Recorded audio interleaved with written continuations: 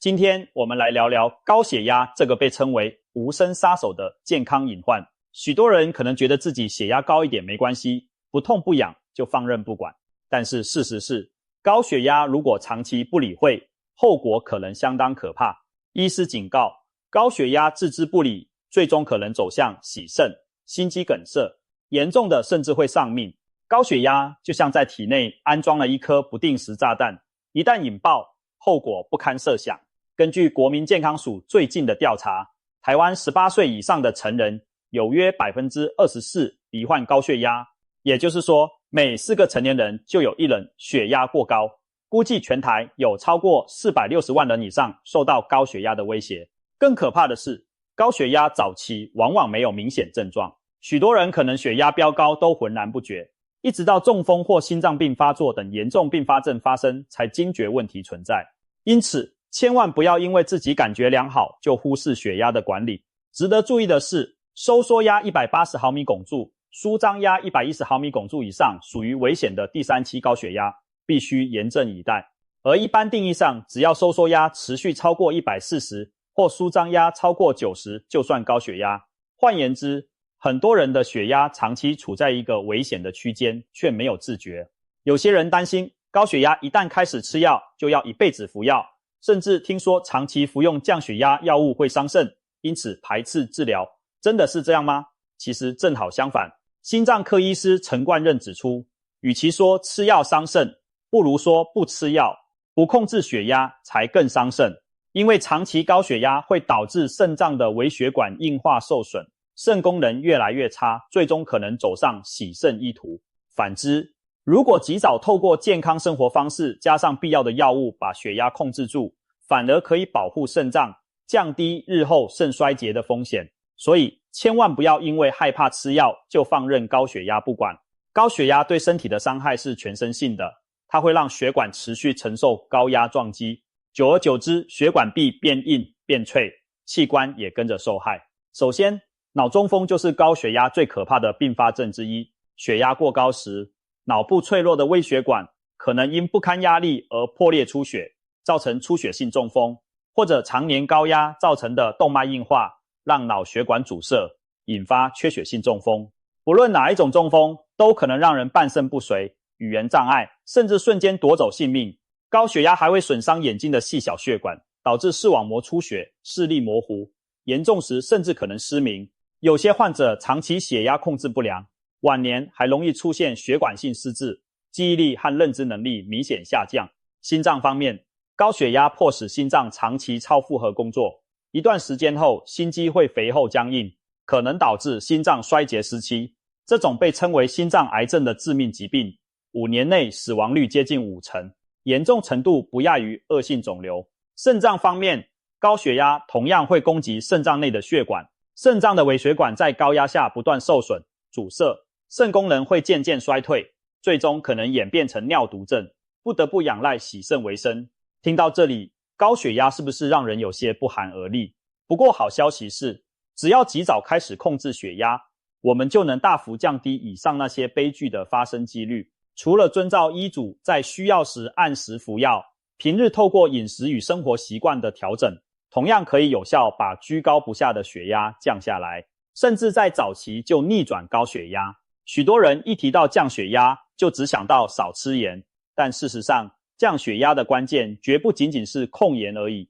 名医们总结了好几大降血压的生活秘诀，涵盖从饮食到作息的各个方面，其中特别有3种：血压、地雷。食物是高血压患者必须严格忌口，千万别再吃的。现在我们就深入探讨这些降血压的技巧与禁忌。第一点，饮食控盐降钠。盐吃太多是血压升高的头号元凶之一。世界卫生组织建议一般人一天盐分摄取量不要超过5公克，约1茶匙的量。但是许多人每天吃的远不止这些，早餐一份油条配烧饼，再喝碗咸豆浆，中午便当加卤肉卤汁，晚上宵夜来碗泡面，每餐都有隐藏的盐。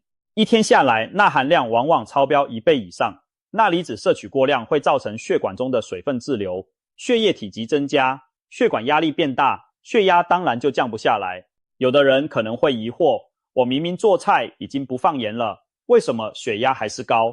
问题常常就出在那些隐形的钠上。控盐的第一步是烹调时尽量少用盐和高钠调味料，例如做菜可以减少酱油、盐巴、豆瓣酱、辣椒酱等用量，改用天然香料或胡椒、柠檬等来提味。经常在外用餐的人则可以主动请店家少放盐、少酱料，汤头尽量清淡，特别要小心那些吃起来不怎么咸的隐形高钠食物，例如运动饮料、加工肉品、腌制小菜、罐头食品、咸味饼干、泡面浓汤等等。有位先生平时自认饮食清淡，但每晚运动后喝的运动饮料和宵夜泡面却让他的钠远远超标。要知道，有的泡面一包里面的钠含量就超过2000毫克，相当于一天的盐量。长期吃下来，就算当下觉得味道不特别咸，钠还是已经悄悄超标，血压也会跟着失控飙升。第二点，拒绝甜食和含糖饮料。过量的糖分不仅会造成肥胖，还可能直接影响血压调节。糖虽然是甜的，但对高血压患者来说却是甜蜜的负担。你知道吗？一杯中等大小的珍珠奶茶可能含有超过50公克的糖，相当于10几颗方糖。喝下一杯手摇饮，等于把半罐糖倒进肚子里。长期高糖饮食会导致胰岛素阻抗、代谢症候群，让动脉硬化提早找上门，血压也跟着一路上升。研究显示，每天多喝一瓶含糖饮料，收缩压平均会升高约 1.7 毫米汞柱，舒张压增加约 0.8 毫米汞柱。含糖饮料包括汽水、果汁、奶茶、能量饮料等等，都含有大量糖分和热量。喝下这些饮料虽然一时提神解渴，但很快就会造成血糖先飙升后骤降，让人更容易感到疲倦、饥饿，进而摄取更多热量，形成恶性循环。而且含糖饮料通常缺乏任何营养，只提供空荡荡的热量，让体重上升，腰围变粗，肥胖又会加剧高血压的风险。很多人以为纯果汁是健康的，但其实果汁的含糖量一点也不低。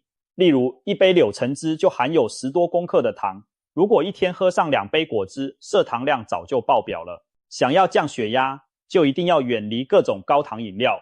至于甜点、蛋糕、饼干、糖果等高糖食品，也要尽量少吃，偶尔嘴馋解馋可以，但千万别天天吃，顿顿来，不然血压和血糖可能会一起爆表。第三点，远离含咖啡因饮品。咖啡香醇迷人，许多人早晨起床习惯来一杯提提神，但是对高血压患者而言，咖啡因饮料却藏着看不见的危机。咖啡因会使交感神经兴奋，引起血管收缩，心跳加快，导致血压在短时间内剧烈上升。研究发现，高血压患者摄取咖啡因后，血压上升的幅度比一般人更明显，尤其体重过重或年纪70岁以上的人，更容易出现显著的血压飙升。此外，咖啡因还会干扰人体的生理时钟，有的人在睡前几小时喝下一杯浓咖啡，结果夜里翻来覆去难以入睡，因为体内的褪黑激素分泌被延迟了将近1小时。睡不好会让血压更加不稳定，咖啡因也具有利尿作用，容易造成身体脱水，使血管更加紧缩。综合这些因素，高血压患者最好避免摄取咖啡、浓茶、能量饮料等提神饮品。有人可能要问，真的一滴咖啡都不能喝吗？其实，如果血压已经控制稳定，每天早上喝一小杯清淡的咖啡或绿茶问题不大，但在血压偏高尚未稳定之前，还是少碰为妙。建议用深呼吸、伸展运动等方式来提神醒脑，平时多喝白开水补充水分，这才是更健康的提神方法。第4点，多摄取高钾食物并均衡营养。在管住不该吃的东西之外，该多吃什么其实同等重要。高血压患者非常适合采行 DASH 饮食原则，所谓终止高血压的饮食法，其重点可以用一句话来概括来说，就是多蔬果、好油脂、优蛋白、高纤维，并且少油、少盐、少糖。具体来说，每天的餐盘中应该有大量蔬菜和新鲜水果，因为蔬果富含钾镁等矿物质，能帮助对抗钠对血压的负面影响。蔬果还提供丰富的抗氧化物和膳食纤维，有助于降低血压，保护血管。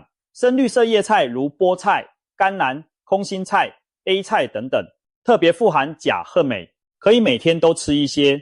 除了蔬果，也要摄取优质蛋白质，例如鱼肉、去皮鸡肉、大豆及豆腐、低脂牛奶或优格等。这些食物含有人体必需的氨基酸和钙质，能强化心脏，同时避免摄入过多的饱和脂肪。相反地，肥猪肉、培根、香肠等红肉和加工肉品因为饱和脂肪和盐分都偏高，应尽量少吃。主食方面，建议以全谷杂粮取代精致淀粉，例如以糙米、燕麦、全麦面包来替代白米和白面包，因为全谷类含有更多纤维和微量营养，不会让血糖骤升。总之 DAS 饮食强调多吃天然食物，少吃加工食品，能全方位改善三高问题，达到护心降血压的效果。顺带一提，民间还有一些被称为天然降压药的食材，例如富含钾的香蕉、酪梨，含胡皮素的芹菜和洋葱，富含 Omega-3 的鲑鱼和秋刀鱼，富含水溶性纤维的燕麦等等。当然，单靠某一种食物不能治愈高血压，但是把这些有助降压的食材融入均衡饮食并长期坚持下去，对稳定血压一定大有助益。第5点，每天适量摄取坚果。相信很多人很好奇，前面提到的一类护心又抗发炎的食物到底是什么？答案其实很简单，就是坚果。杏仁、核桃、腰果、榛果、夏威夷豆、花生等各种坚果都是大自然提供给我们的心血管保护神器。坚果富含许多对心脏有益的营养。首先，它含有大量的不饱和脂肪酸，也就是所谓的好油脂，有助于降低坏胆固醇并提高好胆固醇，让血管更畅通。再者，它含有大量维生素 E 和多酚等抗氧化物质，能减少发炎反应，保护血管内皮，减缓高血压和动脉硬化的进程。此外，坚果中含有镁、钾、钙等矿物质以及膳食纤维，这些都有助于血压控制和心脏健康。例如，核桃富含植物性 Omega-3 脂肪酸，杏仁含有丰富的植物固醇和维生素 E， 腰果则富含镁，这些成分都对抗发炎与调节血脂有帮助。研究显示，经常吃适量坚果的人，心脏病和中风的风险都比几乎不吃坚果的人来得低。难怪医师会强力推荐高血压患者把坚果纳入每日的饮食计划中。当然，适量二字务必要牢记，坚果热量不低，每天一小把，约满1手掌，约30公克就足够了。可以把坚果当作点心或2餐之间的加餐。选择坚果时，也要挑选没有添加过多盐和糖的原味坚果，尽量避免那种重咸的蒜香花生或裹着糖衣的蜜糖坚果，否则摄入过多的盐分和糖分反而会抵消坚果本身的健康益处。只要吃得适当，坚果完全可以成为我们远离中风的秘密武器。第6点，规律运动并维持健康体重。俗话说，生命在于运动，对控制血压来说也是如此。适度的有氧运动可以强化心脏功能，让血管保持弹性，长期下来有助于降低血压。建议每周至少运动5天，每次大约30分钟，中等强度的有氧运动即可，比如快走、慢跑、骑脚踏车、游泳、跳舞等都很好。运动时心跳加快，流汗，可以燃烧热量，减少体脂，体重也会跟着下降。体重控制对高血压非常重要，因为肥胖者往往有更大的血压负担。根据统计观察，体重每减轻1公斤，收缩压约可降低1毫米汞柱。因此，如果体重超标或腰围过粗，男性腰围超过90公分，女性超过80公分，一定要下决心努力减重。可以透过健康饮食搭配运动，双管齐下，逐步将 BMI 降到正常范围，血压也会随之明显改善。运动不一定要去健身房挥汗，重点是动起来，例如走路上下班，多爬楼梯，打扫家里，做园艺，带孙子去公园玩等。只要身体有在活动，就比整天坐着不动强100倍。千万别当成天瘫在沙发上的马铃薯，长期久坐会让血压更容易失控。养成每天活动的习惯，你的心血管会变得越来越年轻有力。更棒的是，运动本身还能舒缓压力，促进血液循环，可谓一举多得，对预防心血管疾病和中风都有极大的帮助。第7点，管理压力，充足睡眠。并戒烟限酒。正所谓气大伤身，当我们长期处在精神紧张、压力过大的状态时，身体会释放肾上腺素和皮质醇等压力荷尔蒙，使心跳加快，血压攀升。现代人生活节奏快，竞争压力重，许多人的血压问题都和压力过大有关。要稳定血压，学会放松心情很重要。可以透过深呼吸、冥想、瑜伽、听音乐、泡澡、培养兴趣等方式来抒压。平时也要注意劳逸结合，不要过度熬夜加班。充足且规律的睡眠同样不可或缺。有句俗语说，熬夜就是在折寿，睡眠不足对身体的伤害非常大，对血管更是慢性折磨。经常熬夜，睡眠品质差会导致自律神经失调，让血压日夜节律紊乱，而且睡不饱的人白天容易烦躁焦虑，血压也会跟着升高。因此最好每天保证7到8小时的优质睡眠。如果存在严重打鼾或睡眠呼吸中止症等问题，更要及早就医治疗。最后一定要强调戒烟限酒。吸烟者的血压通常比不吸烟者高，因为尼古丁会使血管收缩，心跳加快。香烟中的有害物质还会损伤血管内壁，加速动脉硬化。长期吸烟大幅提高中风和心脏病发作的风险。至于饮酒，少量酒精或许能让人感觉放松，但如果饮用过量，反而会升高血压并伤害肝肾功能。高血压患者应尽量节制饮酒，男性一天最多2杯标准酒，女性最多1杯，若能不饮酒更好。总之，养成不抽烟、不酗酒的健康习惯，加上前面提到的饮食控制和运动等方法，高血压一定能得到更良好的控制。此外，养成定期监测血压的习惯也非常重要。